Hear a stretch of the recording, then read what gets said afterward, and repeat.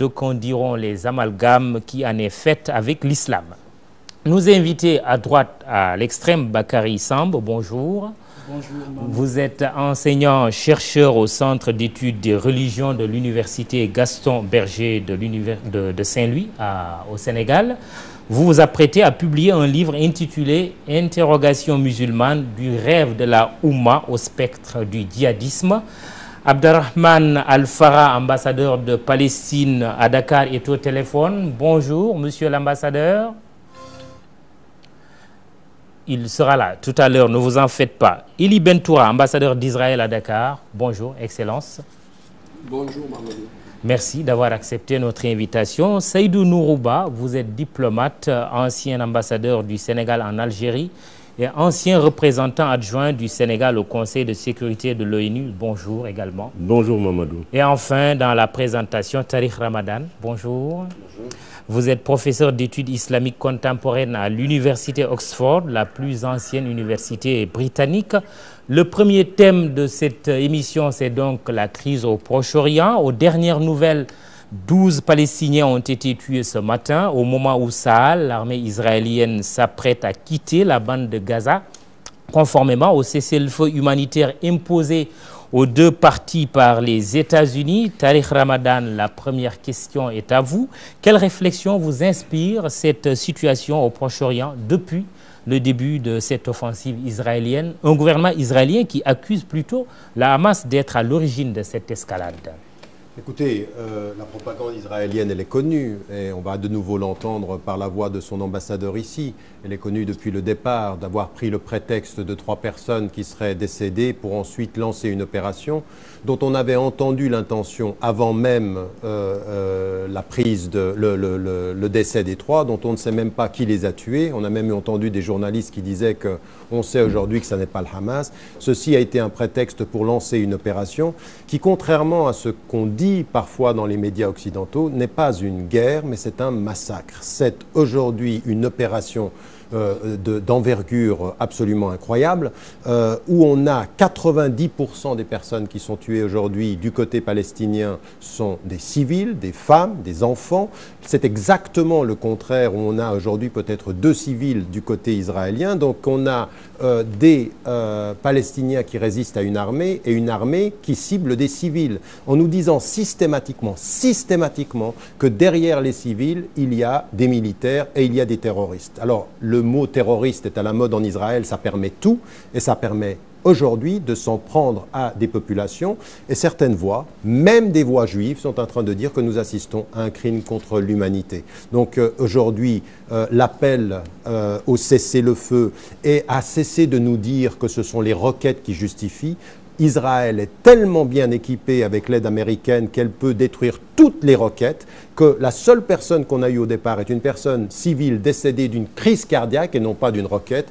Et donc aujourd'hui, on est en train de nous mentir et je pense que c'est honteux ce à quoi nous assistons. J'aimerais ajouter une chose, c'est que je ne fais pas simplement la critique de l'État d'Israël, je la fais bien sûr, mais la communauté internationale, l'Europe comme les États-Unis sont aussi à critiquer, et aussi le monde arabe, aussi les gouvernements aujourd'hui du monde arabe, dont le silence jusqu'à l'alliance égyptienne en fermant Rafah par rapport à ce massacre est à condamner. Je me réjouis que le gouvernement sénégalais ait pris une position claire sur cette question-là en condamnant la politique israélienne. Monsieur l'ambassadeur, Tariq Ramadan dit que tout cela relève de mensonges, de propagande de la part d'Israël.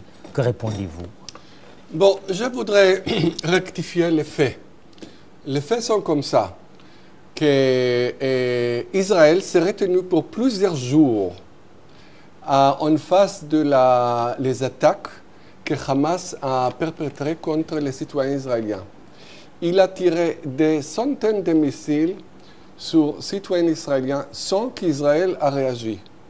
Et Israël même, après plusieurs jours qu'il n'a pas réagi, Israël a accepté, et c'est le fait que l'Égypte a proposé.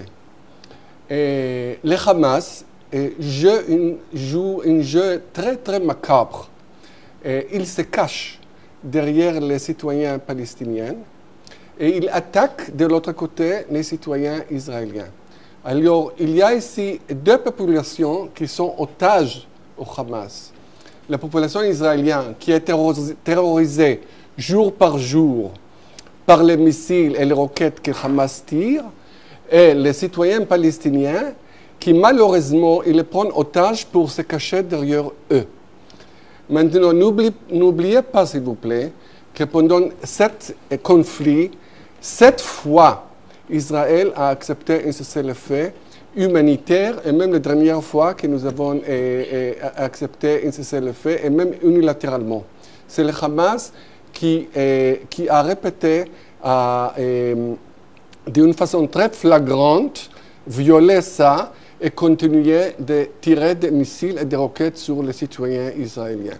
Alors, qu'est-ce que vous pensez un gouvernement, pas seulement israélien, votre gouvernement? Imaginez que les citoyens de Dakar, chaque jour, ils doivent se trouver un abri parce qu'il y a des roquettes qui tombent sur leur tête.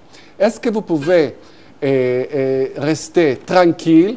On disait, bon, c'est normal, ils font ça d'une façon défensive. C'est pas normal. Et même le droit de défendre est connu et répété par tout le monde. Le droit de défendre, ça ne dit pas que vous avez le droit de défendre, mais vous n'avez pas le droit de l'exercer. Comme vous avez le droit de défendre, vous avez même le droit de l'exercer. Mais est-ce que ce n'est pas une réaction disproportionnée si on vous concède votre droit de vous défendre? Disproportionné de la part de qui? C'est quand même 1600 morts côté palestinien et la plupart des civils.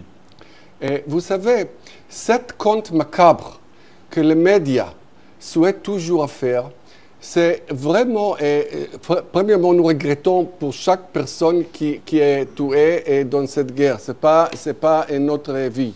Nous visons toujours le Hamas, qui c'est un groupe terroriste catégorisé.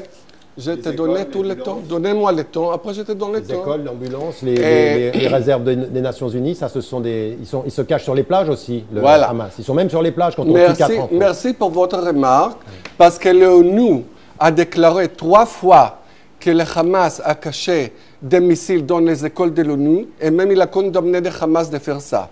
Hier, avant-hier, il y avait une reporter de Finlande qui a reporté que le Hamas tire des roquettes à partir de l'hôpital de Shifa.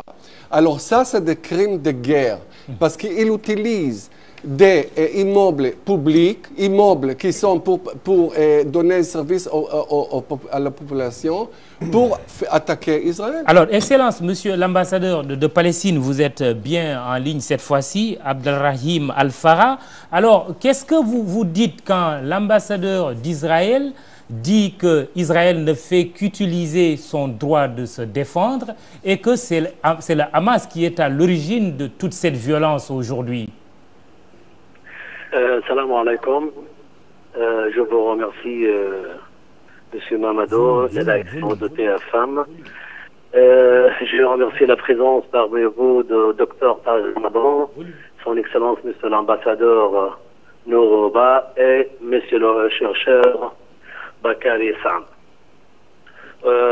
Laissez-moi d'abord vous dire le bilan d'aujourd'hui. Après 27 jours d'agression barbare, criminelle, terroriste de ce gouvernement de Netanyahou, à nos moments maintenant. Vous savez, on parle de 1834 martyrs palestiniens, dont 396 enfants, 233 femmes, 177 personnes âgées, 9377 blessés, dont 2767 enfants et 1814 femmes. On parle de 10 080 maisons détruites. On parle de 167 écoles, 7 écoles totalement détruites. On parle de 118 mosquées, dont 37 sont crasées totalement. On parle de crimes contre l'humanité. On parle d'agression parle de crime de guerre, qu'est-ce qu'elle dit, celui qui est à côté de vous? Vous savez pourquoi je ne suis pas accepté de venir chez votre studio? Parce que je ne peux pas être à côté de quelqu'un qui représente ce gouvernement terroriste. Vous voulez parler de l'ambassadeur d'Israël? Vous lui parlez quand même au téléphone. Oui, mais c'est pourquoi je ne suis pas venu vraiment. Mais je veux dire que l'histoire de cet État nommé Israël est basée sur les mensonges.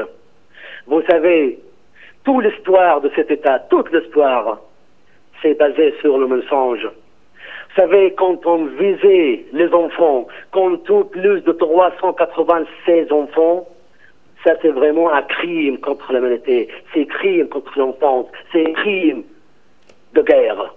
C'est pourquoi vraiment, je vous assure toutes.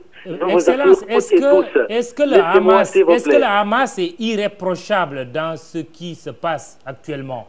De tout. C'est pas vraiment une guerre contre, comme ils disent malheureusement les Israéliens ou même les puissances que c'était à Israël. C'est pas une guerre entre Hamas et Israël, de tout. C'est un crime de guerre commis par ce gouvernement terroriste israélien contre le peuple palestinien. C'est une guerre de génocidaires et personne ne peut dire que ça. C'est pas le Hamas, c'est la résistance palestinienne. Imaginez-vous, combien de morts en Israël civil? Personne. Il y a 70 soldats, mais ils ont tué où? Chez nous, à l'entrée de notre frontière, dans la bande de Gaza. Le soldat qui est venu pour frapper nos enfants, on a le droit de résister. Et c'est selon la Convention internationale. Si vous voulez, il faut revenir pour revoir la Convention de Genève, surtout la 3e Convention de Genève. La résistance est assommée par le droit international. Nous, on n'est pas allé à Tel Aviv pour tuer les enfants d'Israël. Non, c'est eux-mêmes, ce terroriste Netanyahu, ce terroriste Ben Ya'alon, ce terroriste Ben Getz, qu'ils ont venu pour tuer nos enfants, pour tuer nos femmes, pour massacrer les enfants. Et si vous voulez aussi, la France aussi, ils ont utilisé le terme massacre. L'Europe aussi, ils ont utilisé le terme massacre.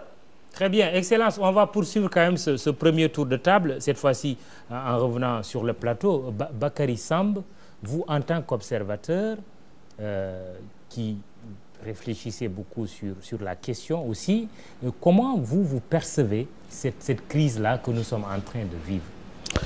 Merci Mamoudou. Je commencerai par une position de principe. Il faut à haute voix condamner ce massacre qui est en train de se dérouler en Palestine. Cela fait 60 ans que ça dure. Les Palestiniens ont assez souffert. Aujourd'hui, cette guerre est bien disproportionnée, comme je l'ai mentionné dans plusieurs de mes interventions, disproportionnée et puis en totale violation des dispositions du droit international et du droit international humanitaire et de la Convention de Genève, du protocole additionnel, tout ce que vous voulez. Disproportionné parce que si on fait l'évaluation du nombre de roquettes tirées en 11 ans sur Israël provenant de Hamas, cela a fait 17 morts. C'est beaucoup quand même. Il faut que le décompte macabre s'arrête. Et qu'en une journée, l'armée israélienne peut en arriver à en tuer 100. C'est donc disproportionné. S'y ajoute la situation régionale qui complique la chose, qui fait que cette guerre est bien différente des précédentes. Premièrement, aujourd'hui, qu'est-ce qui pourrait secourir les Palestiniens? Mon collègue Tariq Ramadan a parlé tout à l'heure de ce silence du monde arabe et de cette position incomprise.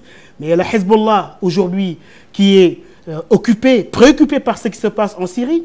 Le Hamas n'a pas reçu le soutien espéré de l'Iran en termes d'armement, mais aussi la situation en Égypte avec l'arrivée d'Abdel Fattah Sisi qui fait que les Palestiniens n'ont plus cette issue à partir de Rafah, ce qui complique énormément la chose. Le soutien des frères musulmans, c'est ce que vous voulez dire? Le soutien des frères de l'Égypte, des frères musulmans. En tout cas. Le Hamas est une branche des frères musulmans. Peut-être on va y arriver. Oui, c'est ça. Mais à partir de l'Égypte, on voit que là, les Palestiniens sont véritablement coincés sur une bande de terre de 41 km avec des milliers de populations qui sont concentrées et qui souffrent aujourd'hui sous les balles israéliennes.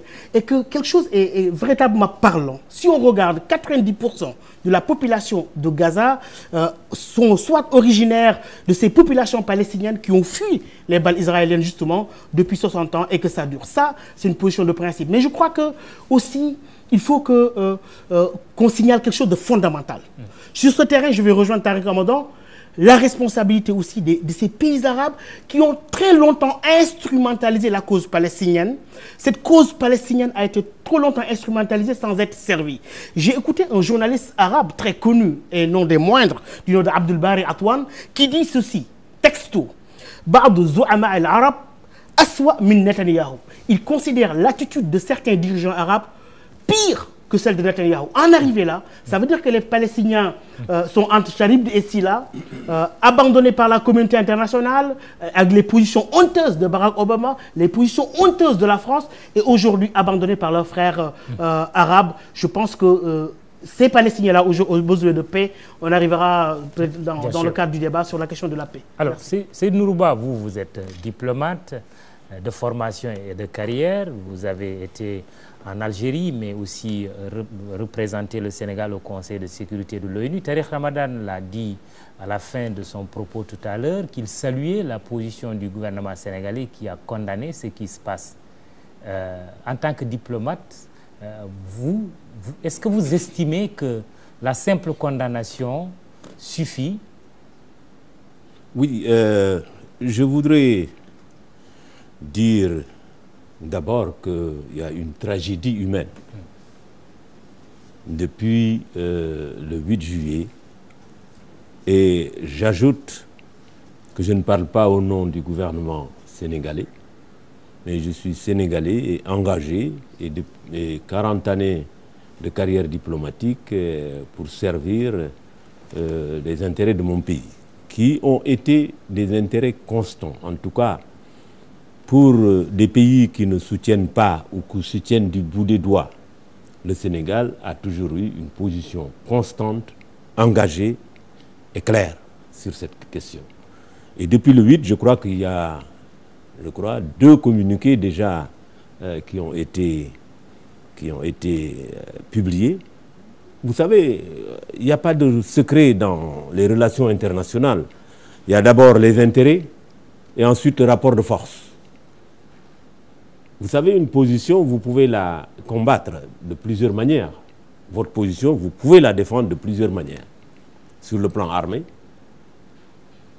par la plume, par la diplomatie et par la politique. Je crois que le Sénégal, et il me plaît de rappeler quand même que depuis 1975, le Sénégal préside le comité pour les droits inaliénables du peuple palestinien. Oui. Et chaque année, donc ça fait 39 ans, chaque année ce comité des Nations Unies est renouvelé et le Sénégal est confirmé dans la confiance que lui vouent les Palestiniens et le peuple palestinien. Justement, si je vous pose la question, est-ce qu'une simple condamnation suffit? Je fais allusion, par exemple, à la demande de l'ambassadeur de Palestine qu'on a entendu ces derniers jours, dire que le gouvernement du Sénégal devrait rompre ses relations diplomatiques avec Israël. Est-ce qu'il faut aller jusque-là? Là, je dois dire que, honnêtement, avec toute l'amitié que je porte à l'ambassadeur de Palestine, je crois que le Sénégal n'a pas de leçon à recevoir. Pour ce qui concerne en tout cas cette question précise. Parce que de tout le temps, nous avons assumé la mobilité des dirigeants palestiniens qui circulent avec des passeports sénégalais, passeports diplomatiques, et le Sénégal a assumé cette responsabilité. En plus, nous avons quand même un soutien qu'on ne peut pas dire sur le plateau de télévision, mais d'autres soutiens actifs qui permettent à nos frères et sœurs de Palestine d'aller défendre leur position. Je peux vous dire d'ailleurs... De quel genre? Jusqu'à donner des armes? Ah oui, le Sénégal appuie financièrement? Non, vous savez, le Sénégal a des positions de principe. A des positions de principe. C'est de défendre les causes justes. Tous les mouvements de libération, il y en a qui font et qui disent, il y en a qui font et qui ne disent pas, il y en a qui font et qui disent très peu. Et le Sénégal est dans cette troisième catégorie. Le Sénégal a toujours supporté les mouvements de libération, que ce soit l'ANC, que ce soit la SWAPO, que ce soit l'OLP à l'époque. Et la Palestine, nous avons été le premier pays, parmi les premiers pays à accorder le statut diplomatique à l'autorité palestinienne. Donc, ce n'est pas là un déballage qu'il faut faire, mais la situation, comme l'ont dit mes prédécesseurs, est une situation qu'il faut condamner. Je crois qu'il y a une disproportionnalité et on n'est pas là pour dire qui a tort, qui a raison. La situation est là. 90% des entreprises à Gaza ne fonctionnent plus. 70% des populations dépendent de l'aide humanitaire. Comment pouvez-vous assurer à ce peuple sa dignité, son droit de vivre en toute sécurité? Et quand il n'y a pas la sécurité, il n'y a pas l'avenir et il n'y a pas l'espoir. Tariq Ramadan, quand vous condamniez tout à l'heure la position de la communauté internationale, y compris celle du monde arabe, vous faites allusion à quoi et vous voulez quoi? Ben écoutez, vous savez, souvent on dit que la cause de tous les problèmes arabes, c'est le conflit israélo-palestinien. Et moi, ce que je dis, c'est le contraire. En fait, le conflit israélo-palestinien, c'est la conséquence de tous les problèmes arabes. Parce qu'il y a une division dans le monde arabe, et puis il y a des alliances objectives avec ce qui est en train de se passer. Ce qui doit être fait, c'est une position commune du monde arabe qui soit beaucoup plus ferme. Car quand le monde arabe s'unit, ça devient une force régionale qui peut ébranler tous les intérêts, que ce soit les Américains... Comment y arriver quand du côté de, je donne un exemple, du côté de l'Arabie Saoudite ou d'un autre pays, le Hamas n'est pas bien vu? Parce qu'appartenant à cette idéologie des frères musulmans. C'est très bien ce que vous dites, parce qu'en fait, le problème palestinien n'a rien à voir avec Hamas. Ça fait 60 ans que ça dure, bien avant que le Hamas apparaisse sur la scène. Le terrorisme d'État israélien a précédé des dizaines d'années. Les mensonges sur le droit éternel d'Israël sur cette terre, ça a précédé. Aujourd'hui, Israël avance avec une stratégie de colonisation en cherchant chaque fois des prétextes. Hamas est devenu un prétexte quand ils ont gagné les élections. Or, aujourd'hui, vous entendez jusqu'au plus haut niveau européen, jusqu'à des gens qui sont au département américain, il n'y a pas de possibilité d'avancer dans la question israélo-palestinienne si vous ne prenez pas langue avec le Hamas, de dire ce sont des terroristes et chaque fois qu'on vous oppose, ce sont des terroristes, ça ne va pas. D'autant plus que le grand mensonge d'Israël aujourd'hui, et ceci a été dit par des gens qui, que ce soit Chomsky aux États-Unis, ou Finkelstein qui sont aux États-Unis, qui sont juifs et qu'on ne vienne pas nous dire vous êtes des antisémites. L'antisémitisme, on le condamne. Le sionisme politique et raciste qui prend les Arabes et les déshumanise. Les Palestiniens sont déshumanisés aujourd'hui. Ce qu'on entend, qu'on nous explique, attention, on envoie une bombe qui est un avertissement, sortez des maisons, on va vous bombarder véritablement. Et entre les deux bombes, il n'y a même pas 3 minutes. Et on va où? Par exemple, Ron Stewart aux États-Unis, un présentateur de télévision dit « Vous voulez qu'ils aillent où? Vous voulez qu'ils aillent nager? Il n'y a pas de lieu. Vous bombardez tout. » Donc, en l'occurrence, aujourd'hui, le Hamas est entré en collaboration avec l'autorité palestinienne juste avant qu'Israël intervienne. En fait, c'est l'autorité palestinienne qui a demandé à Hamas d'entrer dans une collaboration politique sur les bases de l'autorité palestinienne. C'est ce que Israël ne veut pas. Israël, pendant 3 ans, ils nous ont dit, et on a entendu, on ne peut pas parler avec les Palestiniens, ils sont divisés. 3 semaines après qu'ils s'unissent, on bombarde tout le monde. Parce qu'ils ne veulent pas. En fait, comme le disait Stéphane Hessel... Mais en même temps, ce n'est pas un reproche facile, parce qu'on a, par le passé, le Hamas a bien collaboré avec l'autorité palestinienne, en entrant même dans le gouvernement du temps de Yasser Arafat, et on a vu aussi le résultat. Mais le résultat, il est lequel? Il n'était guère meilleur, non? Le résultat, il était lequel? C'est que les Israéliens nous ont dit ce sont des terroristes. Ils ont toujours refusé de discuter avec. Alors, laissez-moi terminer juste une chose. Oui. C'est que quand vous avez aujourd'hui des gens qui viennent ensemble, et qui viennent sur le plan de ce qui a été dit ici, parce que ce qu'il faut dire, et le dire, le clamer fort, le pays qui ne se soumet pas aux résolutions de l'ONU, le pays qui ne respecte aucune de ces résolutions, qui va contre les conventions de Genève, ça n'est pas l'autorité palestinienne, justement, c'est l'État israélien. Qu'attendez-vous de la communauté internationale? Qu'on fasse respecter le droit et l'autorité de droit. Si on veut 2 États, on continue pas, parce qu'à l'heure où je vous parle, on parle de Gaza, mais ça fait des semaines et des années que l'autorité palestinienne continue sa colonisation en Cisjordanie et que personne se tait.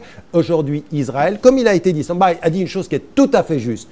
Israël est en train de tirer profit de la déstabilisation du Moyen-Orient partout pour avancer ses pions et de mettre un terme à l'opposition et à la résistance palestinienne en tuant des civils. Et ça veut dire, entendez-le bien ici, ça veut dire qu'aujourd'hui, ce que nous sommes en train de voir de l'État israélien, c'est une stratégie qui met fin à l'idée de 2 États. Et comme le disait Stéphane Hessel, qui a été salué par le président Hollande, Israël ne veut pas la paix. Alors, en fait, vous ne voulez pas Monsieur la paix. l'ambassadeur, est-ce vrai que vous êtes gêné par la collaboration politique entre le Hamas et l'autorité palestinienne? Est-ce vrai aujourd'hui que vous remettez en cause l'existence de 2 États qui peuvent vivre ensemble, Israël et Palestine? Bon, je voudrais, avant que je vous réponde, je voudrais revenir à ce que Dr Bakary a dit, parce que je pense que c'est un point très, très, très important.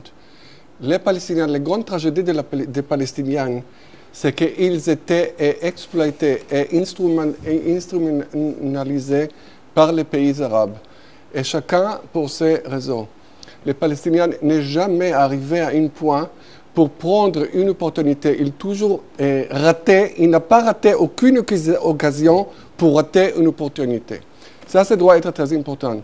Le deuxième point que je voudrais dire, c'est qu'on doit voir ce conflit dans un plus grand contexte. Et le plus grand contexte, c'est ce qui se passe aujourd'hui dans le Moyen-Orient. Et ce qui se passe aujourd'hui dans le Moyen-Orient, c'est qu'il y a les camps de terroristes qui veulent installer des pays djihadistes, islamistes, extrémistes. Et ça compose le ISIL à Irak, Hamas chez nous, et ce qui se passe à la Libye, le Boko Haram. C'est la même catégorie. Maintenant, si c'est le cas, les puissances occidentales ne sont Quoi? pas exemptes de reproches. Non, non, je voudrais... La résistance palestinienne, c'est pas Boko Haram. Ça, c'est la propagande israélienne. C'est pas par hasard qu'il y a aujourd'hui des pays arabes musulmans qui voient ce conflit d'une autre façon, qui voient ça de la même façon qu'Israël voit ça. Alors, d'un côté, vous avez les pays qui veulent le développement, qui veulent la stabilité, qui veulent la tolérance. Et c'est le Saudi Arabia et les pays du Golfe, et Israël et Koweït. C'est des grandes démocraties. Vous voulez la démocratie saoudienne et égyptienne. Et de l'autre côté, vous avez des pays qui en effet, ils veulent voir ce problème. Maintenant, et ça, on doit voir ça dans ce grand contexte. Hamas, Israël qui loue l'Arabie Saoudite, on aura tout entendu. Comme un grand groupe terroriste, il n'a pas aucune moralité, aucune morale. Il est prêt de même voir 5000 Palestiniens morts parce que ça serve leur bout. Et ça doit Répondez être maintenant clair. à mes questions. Est-ce vrai que vous êtes gêné, vous, Israël, par la collaboration politique entre le Hamas et l'autorité palestinienne? Est-ce vrai que plus loin, que vous remettez aujourd'hui en cause l'existence même d'un État palestinien à côté d'Israël? Israël était le premier pays, oui, qui va donner... Un pays palestinien n'a jamais existé là-bas. Jamais dans l'histoire, un pays palestinien existait dans cette région-là. Donc il n'existera jamais? Non, je n'ai pas dit ça, c'est au contraire. Oui, je dis c'est vous êtes tellement gentil que vous allez permettre l'État d'Israël. Israël, c'est le premier pays qui va faire cette solution. Et c'est nous avons dit ça plusieurs fois, que nous souhaitons voir un pays palestinien pacifique qui va vivre à côté d'Israël. Nous sommes voisins, vous savez, le peuple palestinien et le peuple israélien sont très, très similaires. Je peux même voir une grande coopération un jour entre les Palestiniens et les Israéliens. Et même dans ces jours-là que nous parlons ici, dans ce grand conflit, il y a beaucoup de coopération que personne ne sait. Parce que les médias montrent seulement le conflit. Mais il y a des Palestiniens qui travaillent en Israël, il y a des commerces, il y a beaucoup de Palestiniens qui se soignent dans les hôpitaux israéliens, il y a même des Arabes dans le Parlement israélien.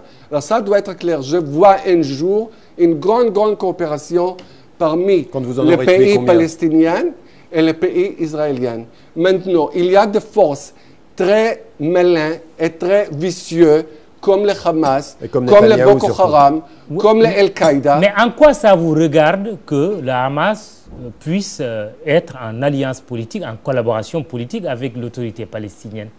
Regardez, Hamas était catégorisé comme une organisation terroriste, pas seulement par Israël, mais par presque le monde entier.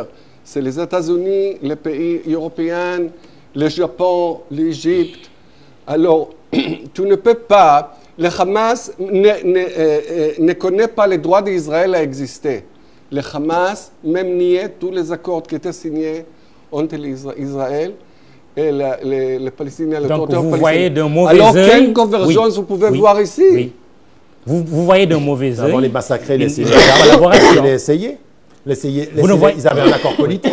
Pourquoi vous les avez tués avant l'accord politique? J'ai dit, est-ce que vous voyez d'un mauvais œil, et on va terminer par là, une collaboration entre le Hamas et l'autorité palestinienne? Le Hamas, dès que le Hamas va connaître les droits d'Israël à exister, il va accepter tous les accords qui étaient signés entre Israël et les Palestiniens, il sera un partenaire légitime, c'est tout.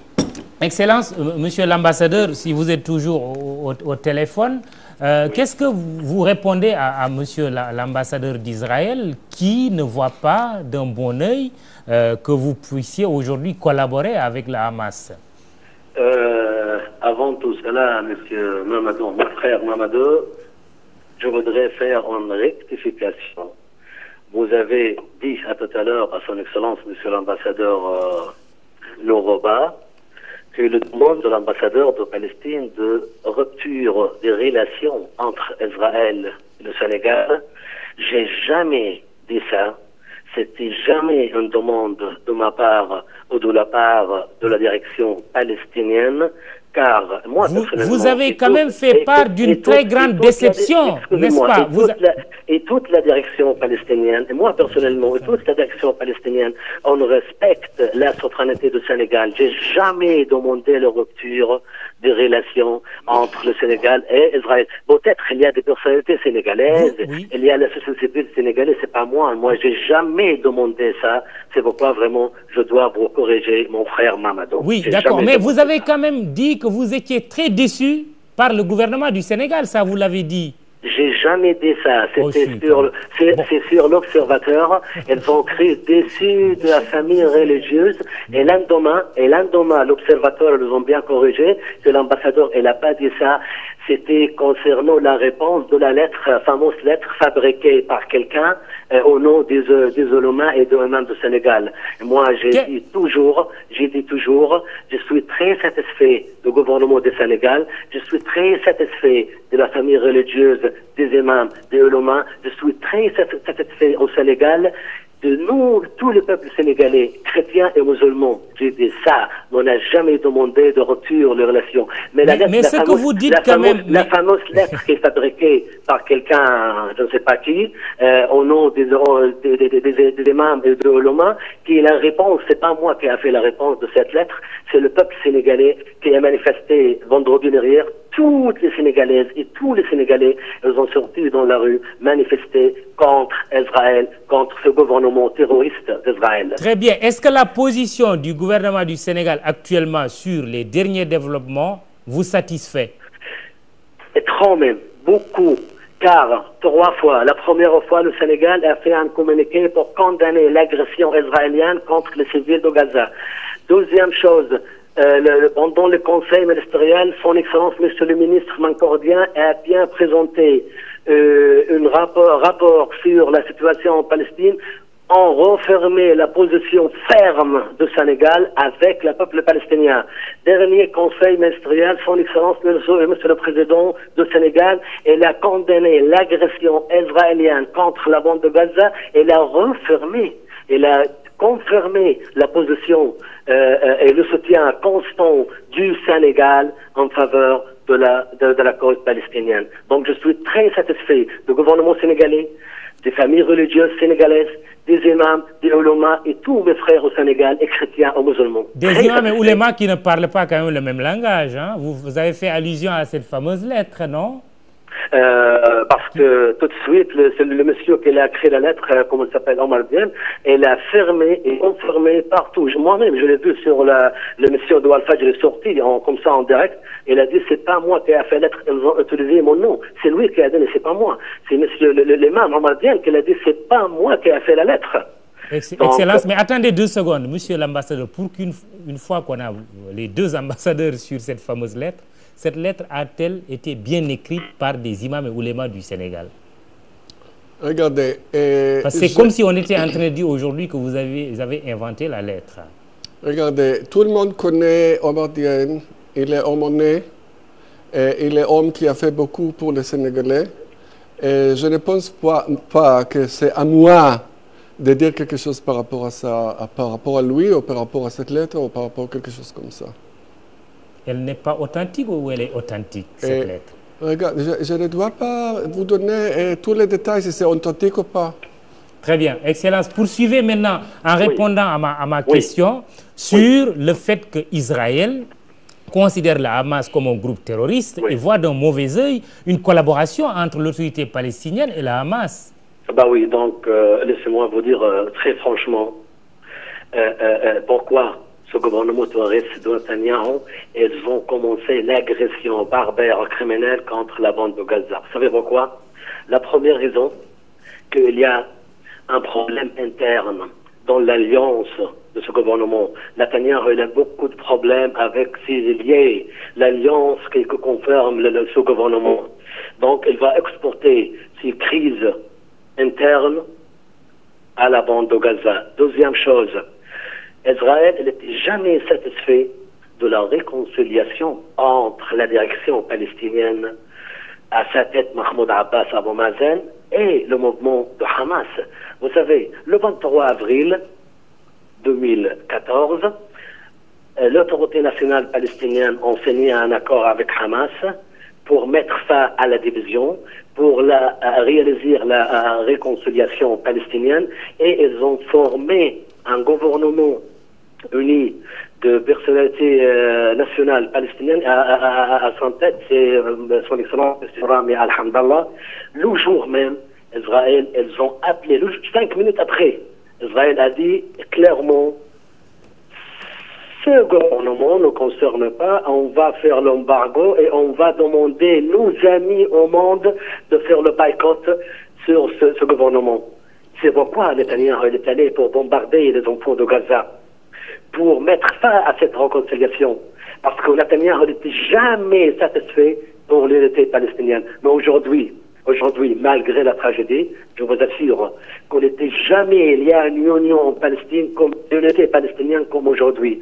Direction, peuple, résistance, peuple, direction. On est toutes et tous ensemble. On est avec un seul main. Et c'est ça qui est vraiment satisfait par les Israéliens. C'est pourquoi maintenant les Israéliens, ils ont frappé leur tête dans le mur parce que est-ce que palestinienne a mis d'accord avec. Est-ce que, monsieur l'ambassadeur, cette montée en puissance du Hamas ne veut pas dire aussi un affaiblissement de l'OLP de Yasser Arafat, un affaiblissement du pouvoir de Mahmoud Abbas, qui a du mal peut-être à contrôler, à maîtriser ses troupes? D'accord. Vous savez pourquoi? Parce que quand les élections palestiniennes ont décidé les élections législatives en 2006, et que c'est le mouvement de Hamas qui a gagné, c'est qui a essayé de détruire la démocratie en Palestine? C'est Israël. C'est Israël qui a demandé toutes les puissances, tous les amis au monde pour pas accepter les résultats de la démocratie palestinienne. C'est Israël qui a essayé de détruire tout ça. Oui, il y avait des problèmes ici et là, mais les Palestiniens sont toujours se réunis. Aujourd'hui, par exemple, la délégation qui négocie en Égypte, c'est la délégation du président Mahmoud Abbas, qu'est-ce qu'il y a dans cette délégation? Les membres, c'est de Hamas, de Djihad, de Front National, de Front Populaire, de Fatah. C'est ça, on est si réunis, mais ça ne satisfait pas les Israéliens. C'est pourquoi ils ont déclenché la guerre contre nos enfants dans la bande de Gaza. Mais vous savez pourquoi? Parce qu'elle ne veut pas la paix, elle ne veut pas les négociations, elle veut que la terre. Il faut que vous suivez ça, leur politique de colonisation. Laissez-moi terminer un seul mot seulement. Vous vous souvenez que le 29 avril 2014, les Américains, Barack Obama et le secrétaire d'État John Kerry, ils ont bien dit ils ont considéré qu'Israël est responsable de l'échec des négociations. Parce qu'Israël n'a jamais négocié. Depuis 23 ans, excusez-moi, M. Mamadou, depuis la signature de l'accord de Oslo, on n'a pas avancé avec tous les gouvernements successifs d'Israël. Il ne veut pas la paix, il veut que la terre. C'est pourquoi, et c'est pour cette raison, il essaie de trouver les enfants. La nouvelle génération va récupérer toute la terre de la Palestine. Très bien. Alors, Bakary Samb, est-ce que finalement, si aujourd'hui le monde arabe, peut-être même de manière générale, le monde musulman a du mal à avoir une position commune par rapport à ce conflit israélo-palestinien, ce n'est pas dû à d'abord une querelle idéologique, parce que la Hamas n'est pas bien vue partout. Alors, je commencerai par la réaction qu'a eue Netanyahou après l'accord d'avril 2014, en disant ceci, en disant qu'au lieu de choisir la paix, Mahmoud Abbas a choisi le camp du Hamas. C'est très clair, c'est-à-dire que le Hamas n'incarne pas le camp de la paix. Et c'est vrai. Moi, je prends une position ferme là-dessus. Ah oui, le Hamas n'incarne pas le camp de la paix. Le camp de la paix est incarné par Mahmoud Abbas depuis les accords d'Oslo en 1993, avec des concessions importantes dont Israël devrait quand même tenir compte. Renoncer à une partie de la charte de l'OLP, renoncer à la lutte armée, l'administration palestinienne sous occupation israélienne, avec l'énumération des territoires de A à G, selon les territoires les plus occupés et les moins occupés. Mais toutefois, ce qu'il faut souligner, c'est qu'on a toujours voulu renvoyer le principal au calendrier grec. Je veux dire le statut de Jérusalem qui est resté intact, le retour des réfugiés dont on ne parle pas, les frontières définitives. C'est-à-dire de négociation en négociation, de Camp David à White Plantation, de Sharm el-Sheikh à maintenant, avec même les efforts de ce quartet, on n'arrive pas à grand-chose. Ce qu'il y a, c'est que moi je crois fermement qu'Abbas incarne véritablement le camp de la paix. Même s'il s'allie avec la Hamas. Oui, mais qui connaît Abbas? Vous savez que Mahmoud Abbas Abou Mazen est natif de la ville de Haïfa. Et il sait ce que c'est que la guerre. Il fait partie de ces artisans de Oslo. Mais il a une certaine intelligence politique et je pense qu'il faut qu'on lui donne sa chance. Je m'explique. Aujourd'hui, il est sur le schéma suivant. Aller à l'Assemblée générale des Nations Unies et demander, à l'instar de la résolution 181 qui a été fondatrice de l'État d'Israël, vous savez qu'au sein des Nations Unies, les résolutions de l'Assemblée générale sont non contraignantes et celles du Conseil de sécurité sont contraignantes. Mais même pas. Mais si Abbas choisit, non, on peut pas refuser aux Israéliens. Il est conscient d'un fait. On ne pourra pas, de manière éthique, de manière morale sur le plan international, refuser aux Palestiniens ce qu'on a accepté pour les Israéliens avec la résolution 181 qui a été l'œuvre de l'Assemblée générale des Nations Unies. Et aujourd'hui, il est sur ce postulat. De telle sorte que je crois que le Hamas... Maintenant, le Hamas, comme les autres extrémistes, parce que les Palestiniens, encore une fois, je le dis, sont prisonniers de deux extrêmes. Oui. Les extrémistes israéliens qui ont nom, avec Dor Lieberman, Zipi Livni et d'autres sont en train de pourrir tout le processus de paix. Netanyahou en tête. Les extrémistes palestiniens avec les gens du Hamas. Combien de fois Mahmoud Abbas a appelé à l'ordre Khaled Meshal en lui tenant un langage de raison.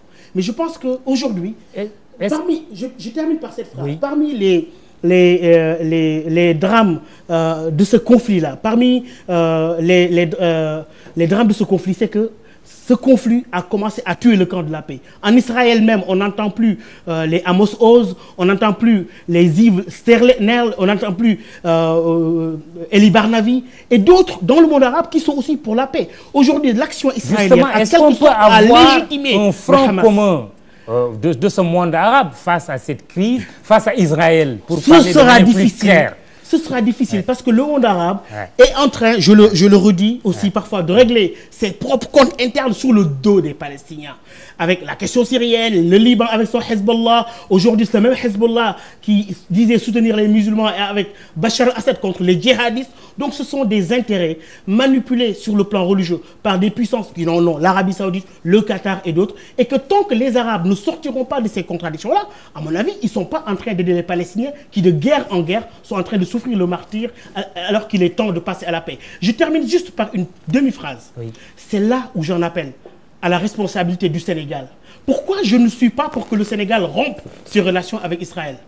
La raison, elle est simple. En plus de celle tout à l'heure explicitée par son Excellence, c'est que le Sénégal est aujourd'hui l'un des rares pays à majorité musulmane qui peut en même temps parler aux Palestiniens, aux Arabes et aux Israéliens. Je pense que cette carte diplomatique du Sénégal est un joker pour la paix qu'il ne faut pas jouer à n'importe quel jeu. Vous le confirmez? Oui, permettez-moi d'abord de donner acte du rectificatif qu'a fait notre frère, l'ambassadeur de Palestine, qui, comme vous le comprenez bien, m'a mis hors de moi-même, parce que je n'admets pas vraiment qu'on essaie de donner des leçons de soutien ou des positions à prendre par le Sénégal, qui a déjà toujours pris ses responsabilités. Dont acte.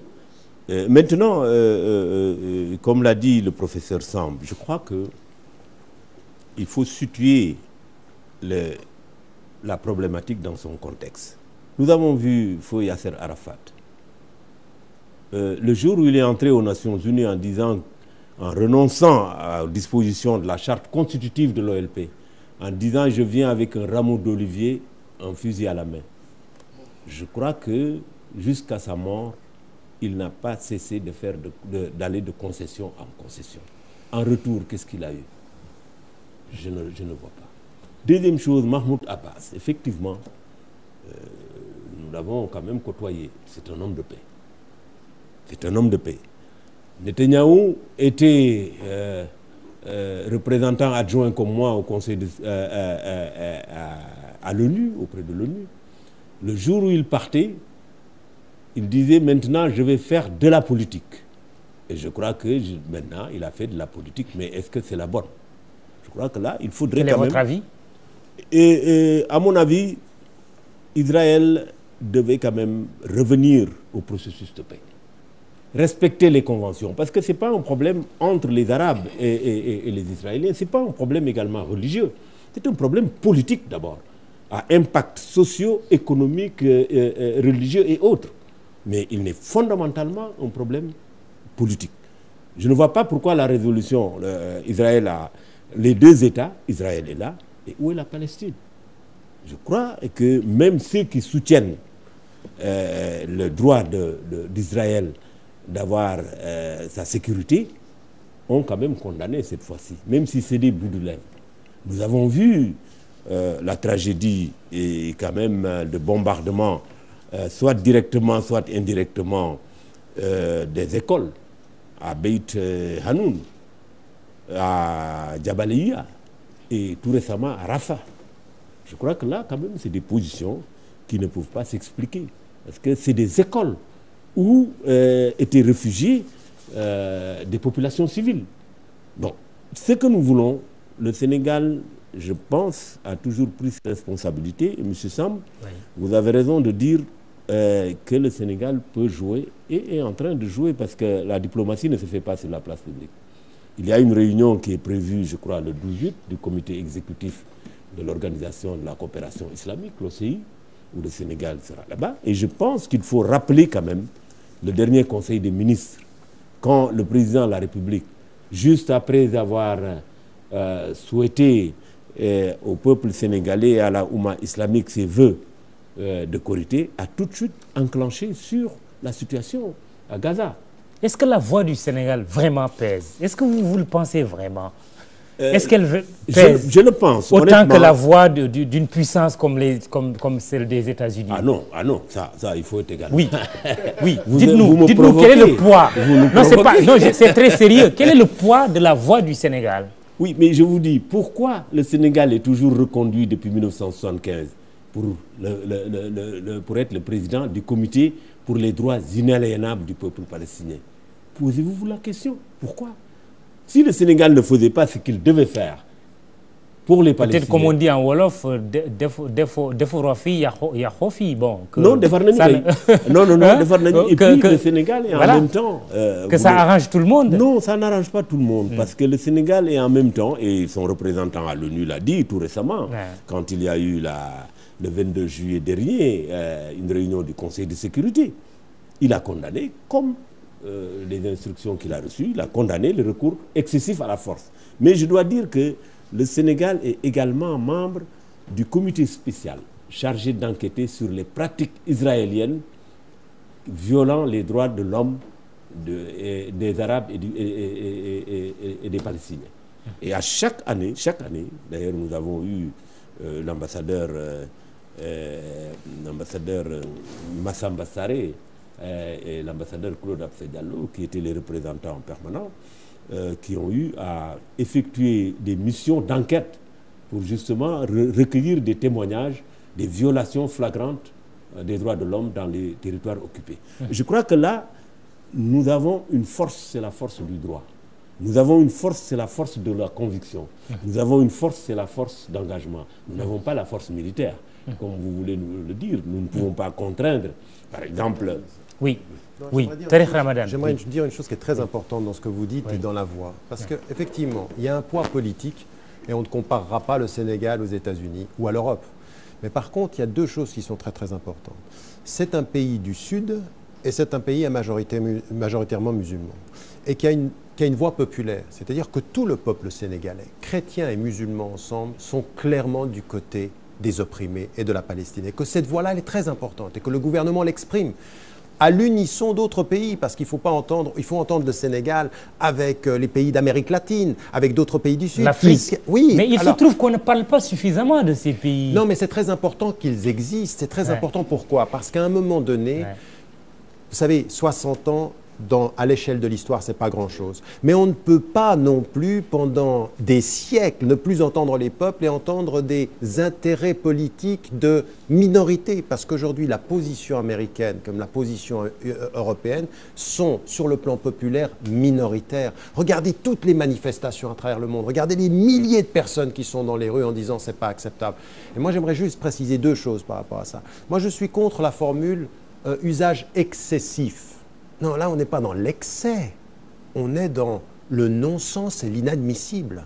C'est pas un usage excessif. Quand on tue 2000 personnes, qu'on a 10 000 blessés, et que de ce côté, on a 40 militaires qui ont été touchés, comme l'a dit l'ambassadeur, et c'est très vrai ceci, ils n'ont pas été touchés en Israël, ils ont été touchés sur le champ de bataille, alors qu'eux, ils envoient des bombes d'en haut et qu'ils tuent des enfants, et des femmes, et des innocents, et des civils. Mais le Hamas qui est accusé aussi de se servir des civils comme bouclier humain. Attendez, je veux dire que ça, c'est le prétexte qui a toujours été utilisé par Israël. Et c'est pour ça que là, j'aimerais apporter une nuance. J'aimerais apporter une nuance qui est extrêmement claire.